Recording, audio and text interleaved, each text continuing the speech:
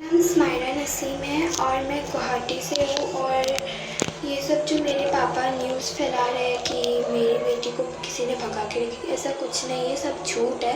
पापा बहुत झूठ बोलते हैं और मुझे जो लेकर आया है वो उन्होंने मुझे ज़बरदस्ती नहीं लाया है, बल्कि मैं खुद उनके साथ आई हूँ। और पापा मुझे बहुत मारपीट करते हैं, मतलब थोड़ी थोड़ी बातों में गाली देते हैं, टॉर्चर करते हैं और बहुत मतलब मारते भी। और आतिफ अगर मम्मा मम्मा करता है तो पापा उसको मारते हैं, वो धमकी देते हैं, फिर वो रोना शुरू कर देता है। और या फिर आतिफ अगर कभी कभी टॉयज वगैरह फिर फैला देता है तो वो उठाने नहीं मांगता, छोटा बच्चा है। तो पापा उसको डांटते हैं और कभी कभी तो मार देते हैं उसको ज़ोर से।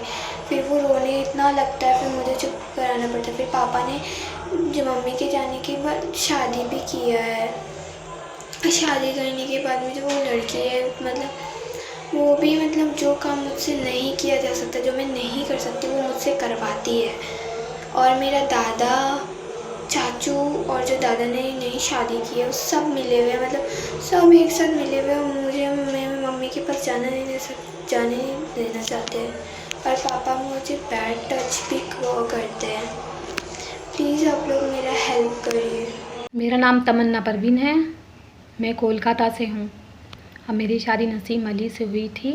वो मेरे एक्स हस्बैंड है। हाथी गांव में रहते हैं वो, मज़ार के डाउन में, हाउस नंबर 11। शादी को 14 साल हो चुके हैं। 14 साल तक उसने मुझे बहुत मार पीट किया है, मेंटली फिज़िकली टॉर्चर बहुत किया है। बात बात में यही बात बोलता है कि तेरे घर से ये नहीं मिला, वो नहीं मिला। मेरे घर वालों ने उसे बहुत कुछ दिया है, सारा प्रूफ है मेरे पास में। हमेशा बोलता है तेरे बाप ने ये नहीं दिया, तेरे भाई ने वो नहीं दिया। मुझे दहेज के लिए बहुत टॉर्चर किया और मारपीट किया। जब जब मुझे मारता पिटता, कोई मुझे बचाने के लिए नहीं आता। ना मेरे सास आते, ना मेरे ससुर आते, कोई भी नहीं आते। आंगन में भी अगर वो मुझे मारते थे उनके सामने, तो भी मुझे कोई सपोर्ट नहीं करता था, ना कोई बचाता था। वो बस मुझे मारता रहता था जानवर की तरह। लास्ट एंडिंग 4 महीने पहले मैं घर से निकली हूँ उसके मार पीट की वजह से। जब उसने लास्ट एंड में मारा तब मेरी बेटी ने पाँव पकड़ के बोला, पापा मेरे मम्मी को मत मारिए, मम्मी को मर जाएगी। ये सोच के दूसरे दिन फिर जब मैं घर से निकलूँगी तब सबको बोला कि मैं किसी लड़के के साथ फंसी हुई हूँ, उसके साथ भागने वाली हूँ। ये अफवाह उड़ा दिया। ये अफवाह उड़ाने के बाद ये सब मैंने सुना और सबको बोला कि किसी जैसा मर्जी उसको मारो, पीटो, नंगा करो, जैसा मर्जी मारो। मैं किसी भी तरह अपना जान बचा के पीछे से बाहर निकली, पुलिस थाना तक गई। वहाँ में जा के मैंने कंप्लेन की, लेकिन किसी ने मेरी कंप्लेन नहीं लिखी। फिर वहाँ से मैं जब गई, सब ने यही बोला जो भी होगा कोर्ट से होगा। वहाँ से निकल कर जब मैं अपने बच्चों के पास पहुँचूँगी तब किसी ने मुझे बोला कि आप घर पे मत जाइए, वरना आपको जान को खतरा है, वो आपको जान से मार डालेगा। उस वक्त ना मेरे पास पैसे थे, ना मेरे पास मोबाइल था, कुछ भी नहीं था मेरे पास में। मैंने कैसे भी करके किसी के मोबाइल से अपनी बेटी को कांटेक्ट किया और उससे पूछा, बता वहाँ का माजरा क्या है। कहती है, मम्मी यहाँ पर आप मत आइए, आपको पापा जान से मार डालेगा, सब कोई प्लानिंग करके रखा हुआ है यहाँ पर। मैं वहाँ से निकली, मैंने किसी का हेल्प ली, निकल के फिर मैं चली गई दिल्ली। अब जब मैं यहाँ पे दिल्ली में आ गई हूँ, मेरे बच्चे वहाँ पे परेशान हैं, मैं अपने बच्चों को निकाल नहीं पाई। मेरे बेटी के साथ में वो भी टॉर्चर बहुत करता है, मारपीट करता है और मेरी बेटी को बैड टच करता है।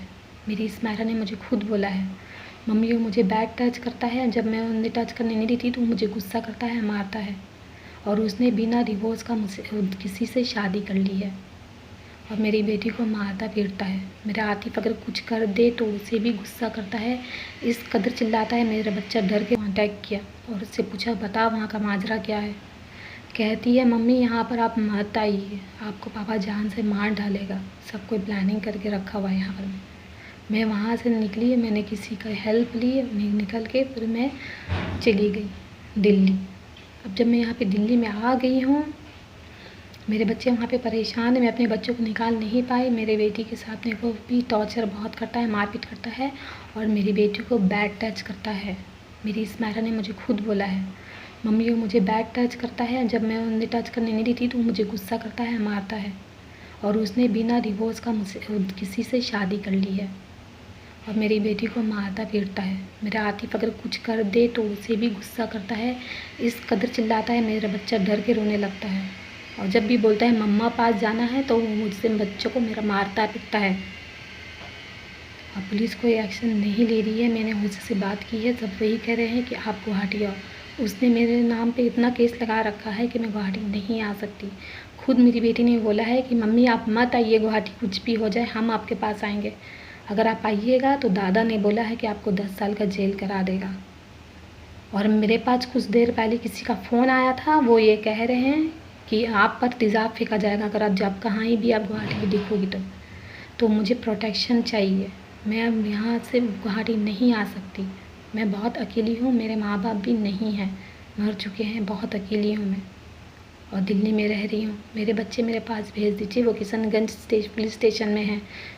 कल रात 12 बजे से वहीं पर मैं अटके हुए हैं, नहीं आ पा रहे। उन लोगों ने वहीं पे लगा रखा है उसे, ट्रेन से उतार दिया उन्हें, वो मेरे पास आ रहे थे। प्लीज़ आप लोग हेल्प करिए, मेरे बच्चे परेशान हैं वहाँ पर, मैं बहुत परेशान है। मेरी हेल्प कीजिए, मुझे आप सबकी हेल्प की ज़रूरत है, मेरी हेल्प करिए, बहुत मेहरबानी होगी आप लोग सबकी। मेरी हेल्प कीजिए, मेरे बच्चे मेरे तक पहुँचा दीजिए। मेरे बच्चे बहुत परेशान हैं और मुझे कलकत्ता भगा रहा था, कह रहा था कि तू कलकत्ता आ जा, तुझे कलकत्ता में बच्चा देंगे। मैं कलकत्ता भी गई थी, फिर कहता है गुवाहाटी आ जा। अब गुवाहाटी में आऊँगी तो वो मुझे पकड़ लेगा। मेरी बेटी ने खुद मना किया कि मम्मी आप मत आइए, पापा हमको बहुत परेशान कर रहे हैं, आपको भी और परेशान कर रहे हैं। तो आप लोग प्लीज़, आप लोग से रिक्वेस्ट है, मेरा हेल्प करिए, मेरा बच्चा मेरे मुझ तक पहुंचा दीजिए। और एक जो मुँह बोला भाई है वो भी जेल लॉकअप में है, किशनगंज थाना में। वो बेचारा मजबूर है, गरीब है, उसका कोई कसूर नहीं है। मेरे कहने पर वो मेरे बच्चों को मेरे पास लेके आ रहा था, वो बेकसूर है, उस बेकसूर को छोड़ दिया जाए और मेरा बच्चा मुझ तक पहुंचा दिया जाए। मेरा मदद कीजिए, मेरा हेल्प कीजिए, आप सबसे